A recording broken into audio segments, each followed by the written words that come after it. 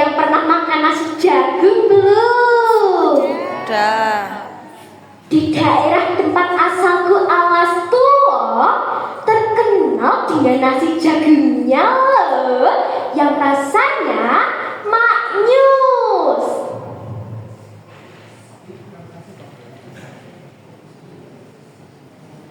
Pada kesempatan kali ini, saya Afrilia Tobi Cahyani, kelas 4 SDN Alas 21, Kecamatan Poncol, akan menuturkan sebuah cerita rakyat yang ditulis oleh Ibu Sri Suhati SPD dengan judul Asal-usul Kelurahan Alas Tua, dengan narasumber Eyang Ngaligiman, Eyang Sarmon Soekarno, dan Eyang Asmolanja.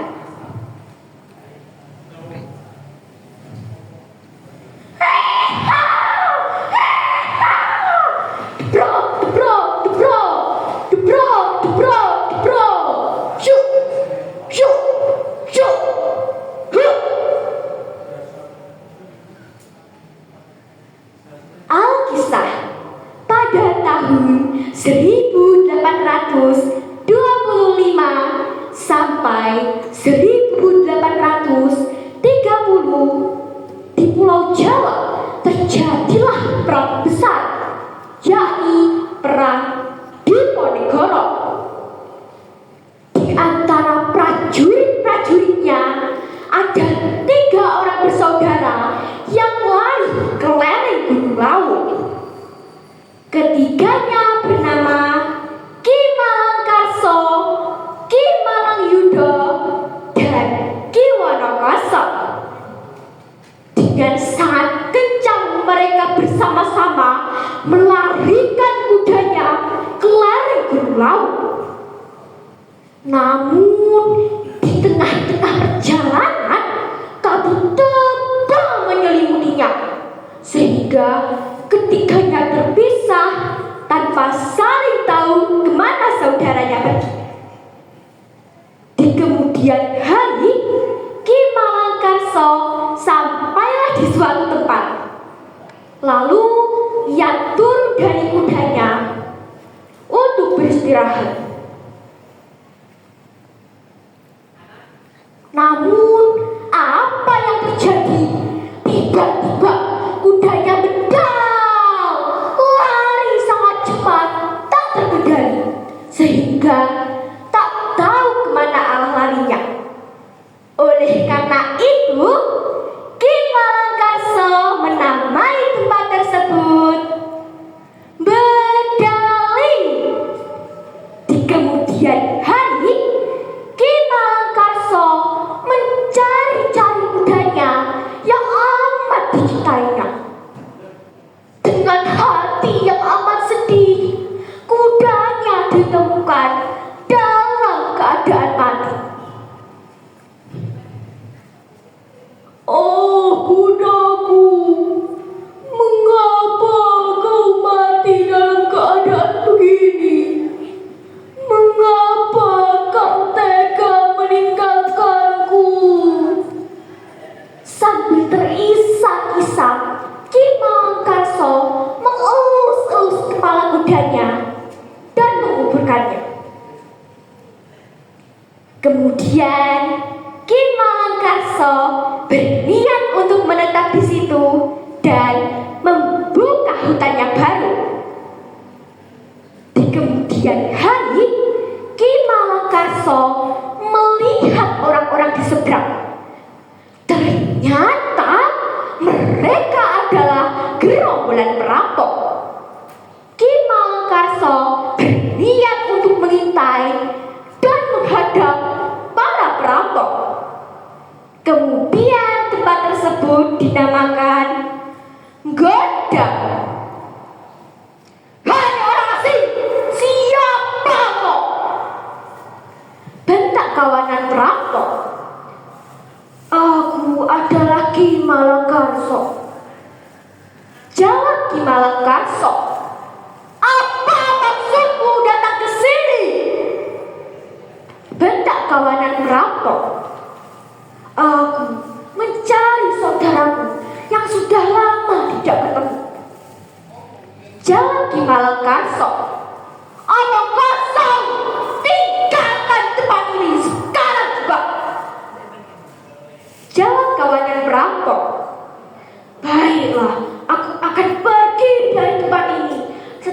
akan memotong lehermu dengan kapal. Jawab Ki Malangkarsa. Kemudian terjadilah pertengkaran dan adu kekuatan di antara mereka. Oleh karena kesaktiannya, kawanan perampok tersebut lari tunggang langgang. Akhirnya tempat tersebut dinamakan Parangkampang. Di kemudian hari, Ki Malangkarsa menyusuri hutan dan beliau menemukan banan daratan yang sangat luas tanpa ada satu rumah pun. Wah, begitu luas tempat. Namun, kenapa tak ada satupun rumah yang berdiri di sini?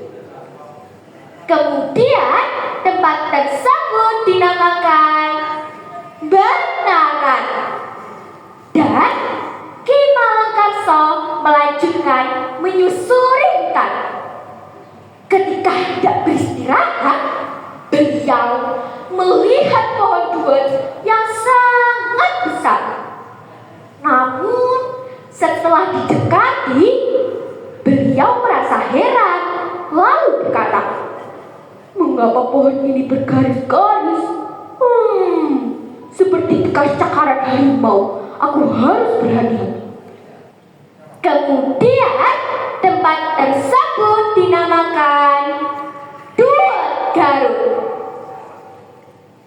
Pada usia tuanya, Ki Malangkarsa ingin bersemedi. Di hutan yang di dekatnya ada sumber air yang dinamakan Sendang Maero Kocok. Sebelum bersemedi, ia mau mengambil air untuk membersihkan diri. Dan beliau bertemu dengan seorang tua yang berjenggot panjang dan berwarna putih. Kebetulan ia juga ingin mengambil air. Kemudian Ki Malangkarsa saling berkenalan dan bercerita panjang lebar tentang pengalamannya masing-masing. Di akhir cerita mereka, Ki Malangkarsa bertanya, "Betulkah kisah mantan prajurit Pangeran Diponegoro?" Ki Malangyuda menjawab, "Iya, betul. Memangnya ada apa?" "Kalau begitu sama denganku," jawab Ki Malangkarsa. "Sebetulnya dari manakah asal-usul kisah sebenarnya?" Tanya Ki Malangkarsa yang semakin penasaran. Sambil batuk-batuk, Ki Malangyuda menjawab,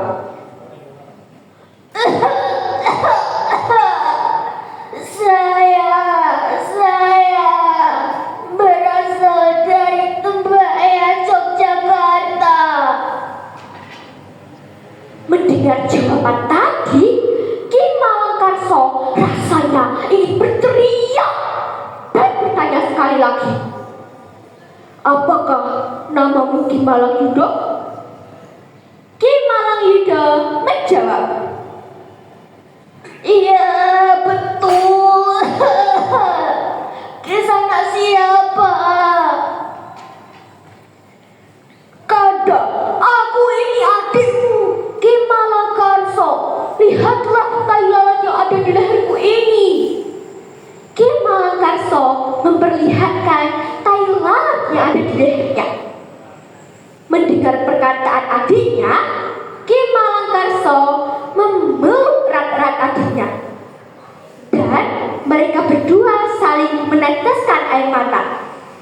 Sambil menangis, Ki Malangyuda berkata, "Matur suwun Gusti."